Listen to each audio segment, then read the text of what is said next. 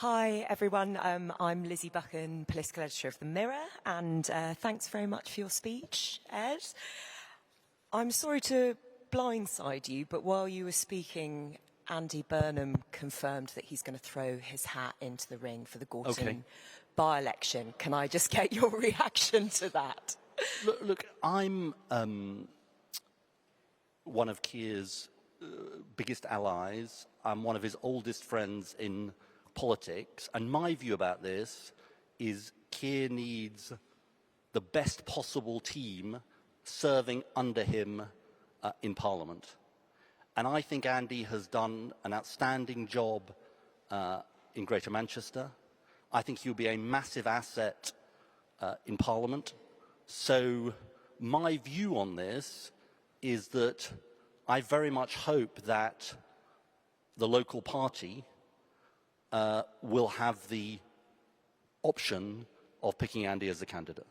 Mm-hmm. Obviously, Andy Burnham being in this contest, if that does happen, risks opening up further questions about Keir Starmer's leadership. What would you say? Not in my view. No? Not in my view. Look, I think it's really important, this. Keir needs the best team serving under him, but the Labour Party needs to look outwards and not inwards. And it needs to be loyal to Keir, and it needs to get on with the job of serving the country. And that's my view about this. So, you know, obviously others will make the decision, but that's my view. Do you think too much time is wasted on conversations about leadership? Well, definitely. Look, I think the public elected us 18 months ago to serve them. And I think, as I was trying to say, we have a good story to tell about the things we've been doing over the last 18 months. And maybe I would say this as a former leader, but you know, leadership is a collective business.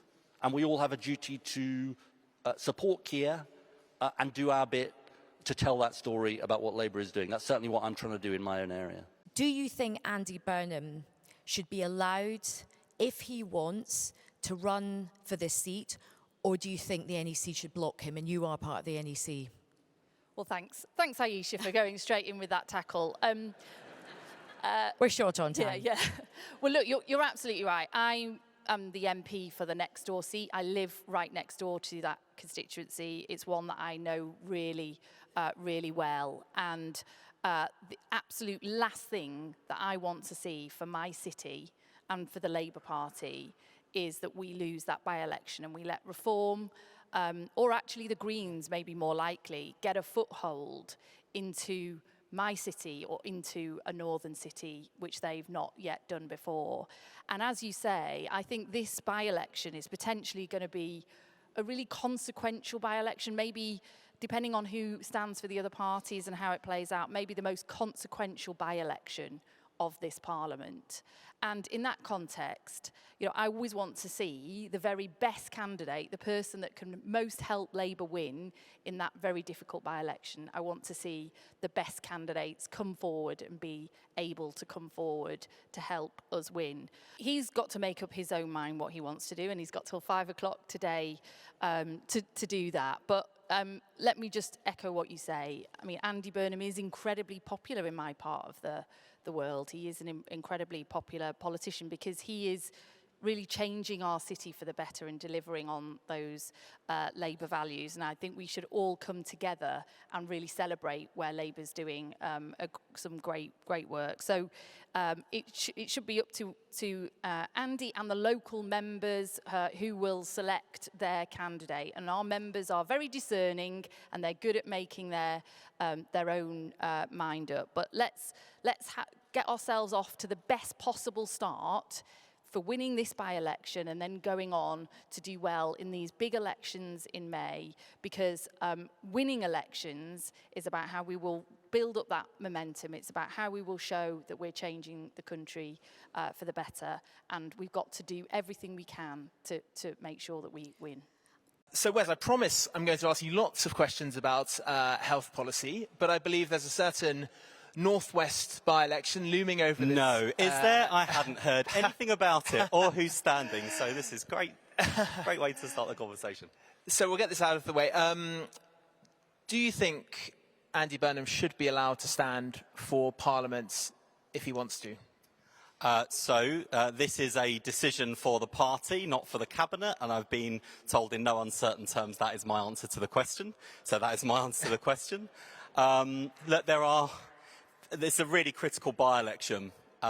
We have to work hard to earn people's trust and to earn every vote.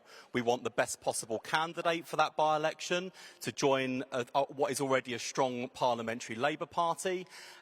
There's obviously a big decision for Andy to make about whether he wants to be a candidate, and so far as I'm aware he hasn't expressed a view yet, so we're getting a little bit ahead of ourselves, and then it's a decision for the party, and certainly there would then be big questions to weigh up about what the consequences would be if we were to have an election in Greater Manchester too. So lots of things to weigh up, not for me to provide a running commentary. What I will say is that in the last sort of day or so, without having even indicated whether he wants to run, there have been some pretty unkind things said about Andy, as usual from people who don't put their names on this sort of briefing. And I think that is a disgraceful way to treat someone who is a Labour mayor, part of our team, and an important part of our movement. So I hope we'll see not just the process conclude, but also a better culture in the process too. The Mayor of Greater Manchester's a bit of a London basher, isn't he? That was my way of asking what is known as the Andy Burnham question. Well, firstly, I think it's wrong to characterise Andy as being anti-London. Andy's not anti-London. Andy makes a really important, different point, which is surely the rest of the country, including the North West and Greater Manchester, deserves some of the investment London gets, and I agree with him. And I think it's really important to recognise our country is unequal. But the way to make a country more equal, in my view, is not to make London poorer, it's to make the rest of the country richer. And I'm, not just a friend of Andy's, I fully support Andy in terms of trying to make our country more equal.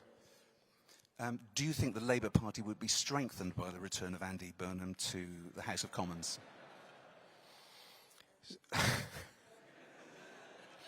So let me say a number of things, if I may, Dave. It's really important. Look, firstly, I remind all of us that when Keir Starmer became the leader of the Labour Party, we just had our worst results in a general election since the 1930s. Many people were talking about not whether we could bounce back in 10, 15 years, whether the Labour Party would survive as a political entity.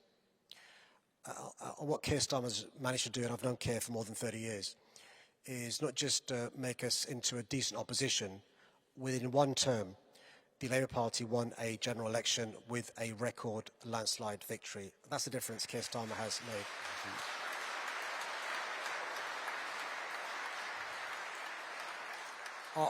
After 14 years of a coalition government and then a Tory government, just within the space of 15 months, rights for renters, rights for workers, investment in the NHS, decent childcare, breakfast clubs, the abolition of the cap on those families with 2 kids receiving benefits, and I could go on. That's the difference Keir has made. But I think if Andy Burnham wants to be a member of Parliament, Andy Burnham should be allowed to be a member of Parliament.